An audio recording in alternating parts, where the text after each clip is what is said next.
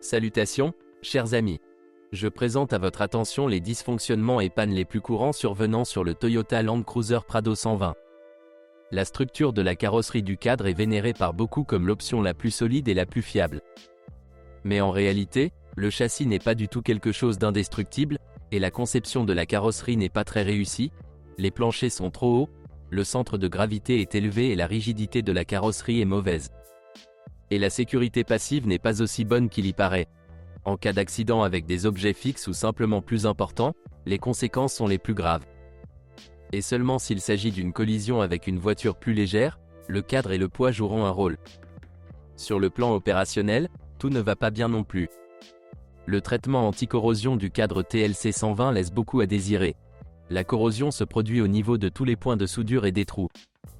Sur les véhicules ayant circulé à Moscou et n'ayant pas subi de traitement anti-corrosion supplémentaire, le châssis peut même être considérablement fragilisé, au point même de provoquer l'apparition de fissures. L'unité est importante, mais elle doit être remplacée en raison d'incursions en route infructueuses.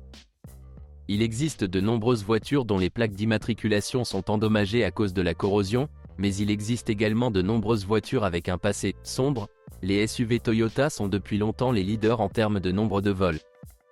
Les constructeurs sont désormais également classés comme des délits.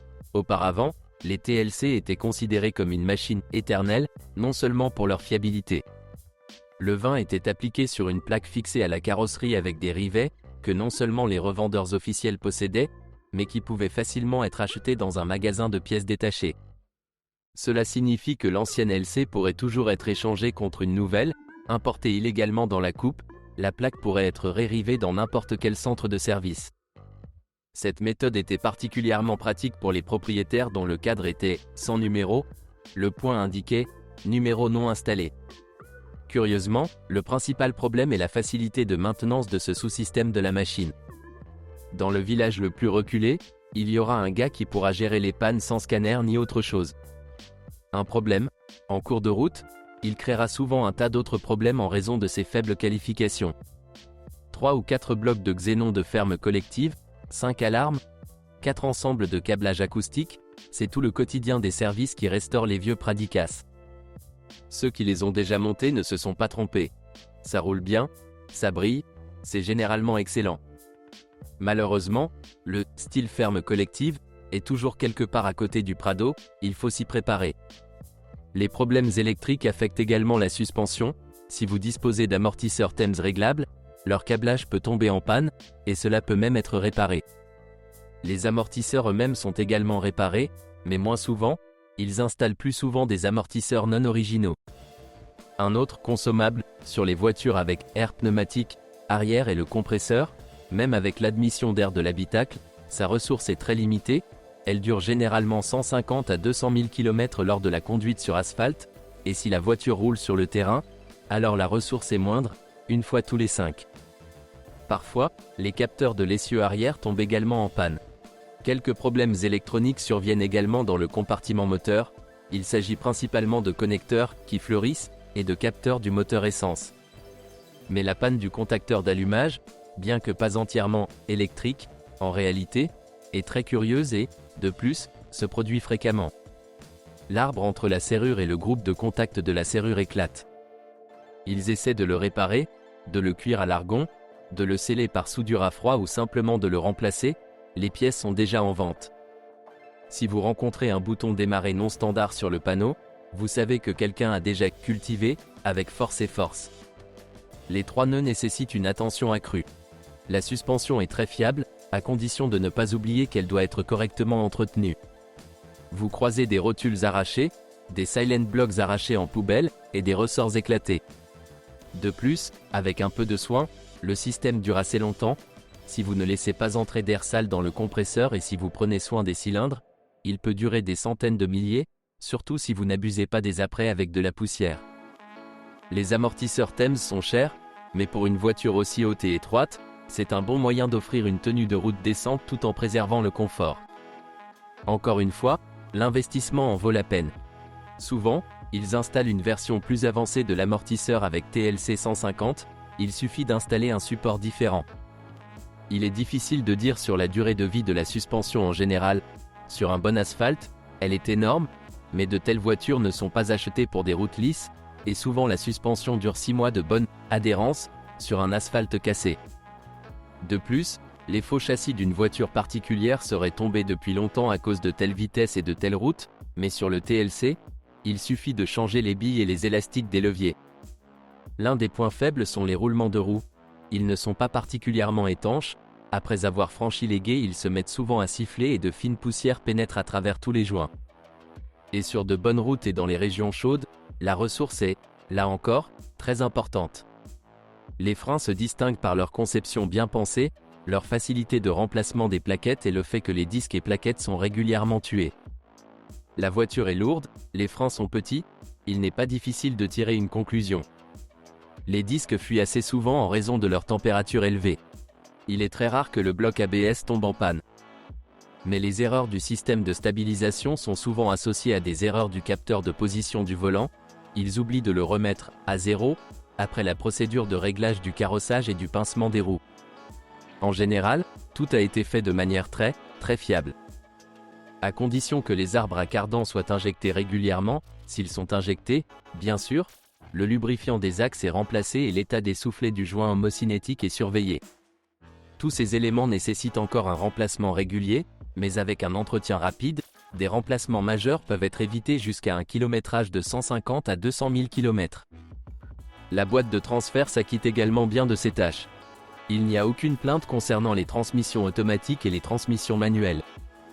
Les transmissions automatiques ne nécessitent que des vidanges d'huile en temps opportun, tous les 60 000 km sont optimaux, et un fonctionnement soigneux, sans surchauffe. Les machines automatiques ici appartiennent principalement à la série A750F, elles comportent 5 étages et peuvent difficilement être qualifiées de particulièrement conservatrices, elles offrent même une bonne dynamique et une bonne consommation de carburant. Les algorithmes de fonctionnement sont très bien configurés. Le moteur à turbine à gaz a une longue durée de vie, la contamination de la boîte est faible, les conditions thermiques sont très douces, et en général la boîte peut parcourir 200 ou 300 000 km. À propos, cette transmission automatique se retrouve sur Mitsubishi Pajero, Suzuki Vitara et Kia Sorento. Les transmissions automatiques de la série A340-341e sont moins courantes, principalement avec le moteur 2.72 TRFE, mais elles ont également été installées avec des moteurs diesel et de rare essence 3.0. Ces 4 étapes appartiennent également à la catégorie des éternels. Conception idéalement pensée, bon planning d'entretien. Parfois, même dans des conditions inhumaines, il marche encore et marche par centaines de milliers. Et sa conception est très simple et logique.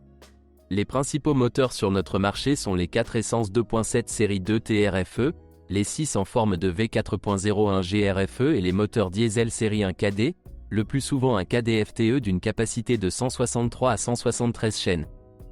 Avec les moteurs diesel 1 KZ et les moteurs à essence des anciennes séries sont moins courants, principalement sur les voitures asiatiques et design. Tous les moteurs, il faut lui rendre hommage, se distinguent par une durée de vie et une viabilité enviable. À condition que les réglementations techniques soient respectées au moins approximativement, les Toyota sont capables de parcourir des centaines de milliers de kilomètres. Le 4 cylindres en ligne de 2,7, malgré sa cylindrée solide, est peut-être le moteur le moins gourmand en ressources. De plus, il présente également plusieurs caractéristiques innées désagréables, une tendance aux fuites au niveau du joint d'huile avant, des tuyaux du système de refroidissement pas très bons. Et sur une voiture de 2 tonnes, l'usure du groupe de pistons est assez importante. Les segments de piston et le jeu des soupapes doivent être constamment surveillés. Le reste du moteur est étonnamment simple, logique et bien agencé.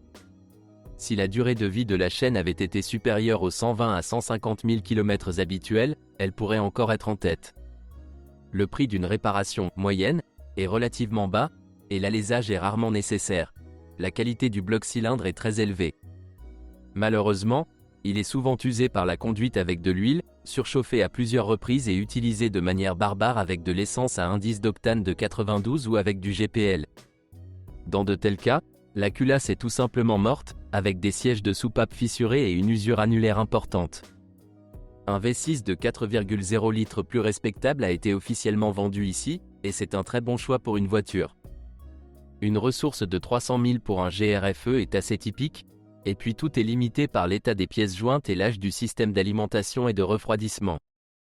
Avec de bons soins, un kilométrage d'un demi-million de kilomètres est tout à fait réalisable. Problème ? Fuite, échec du système de ventilation du carter, contamination du papillon et échec de fixation, faible durée de vie des sondes lambda. Sur les premiers moteurs, il y avait également une panne du joint de culasse avec perte d'antigel, mais maintenant la probabilité de rencontrer une voiture avec un problème non résolu est faible. Mais avec les conséquences d'une surchauffe, c'est très possible. Si vous changez l'huile souvent, versez de la bonne huile, ne surchauffez pas et ajustez le jeu des soupapes à temps, le moteur fonctionnera parfaitement. Les moteurs diesel 3.0 ont également été officiellement vendus et sont également très bons, mais pas pour la Outback, mais uniquement pour les villes avec une bonne qualité de carburant. Un KDFTE n'aime vraiment pas le carburant diesel soufré, le diesel à faible teneur en soufre sans lubrification, avec de l'eau et congelé. Si le carburant n'est pas très bon, alors la durée de vie de la culasse, des injecteurs et de la pompe à carburant sera trop courte pour récupérer l'augmentation des coûts d'achat. Et le GR est ici aussi extrêmement capricieux. En moyenne, les injecteurs durent 120 à 150 000 km, dans le meilleur des cas, 200 à 250 km, tous les autres composants nécessitent un contrôle fréquent. La version la plus puissante du moteur est de 173 chevaux. Il se distinguait également par des fissures dans les pistons et une courte durée de vie de la turbine, cela ressemble déjà à un pur surgonflage du boost et à une erreur de calcul de la part du constructeur. Heureusement, il existe très peu de voitures de ce type, ce ne sont que des copies européennes de 2007. Mais il faut être vigilant, d'autant plus que si l'injecteur fuit, des fissures apparaîtront également sur les moteurs moins boostés. Pour commencer, la compression dans ce cylindre disparaît un peu à ce moment-là, vous pouvez remarquer le problème à temps et le résoudre avant de percer et de remplacer l'ensemble du groupe de pistons. Dans l'ensemble, la Toyota Land Cruiser Prado 120 est une voiture vraiment fiable. Il est très ingénieux et en même temps sa conception est étonnamment logique et simple. Les pièces de rechange ne sont pas soumises à des suppléments pour les deuxièmes réparations, comme c'est l'habitude chez les marques européennes, pas de double supplément pour les redimensionnements et les kits de réparation, et les consommables sont également bon marché. C'est là que s'épuisent les informations sur les problèmes du Toyota Land Cruiser Prado 120, si vous en savez plus ou n'êtes pas d'accord avec ce que vous avez entendu, je vous attends dans les commentaires.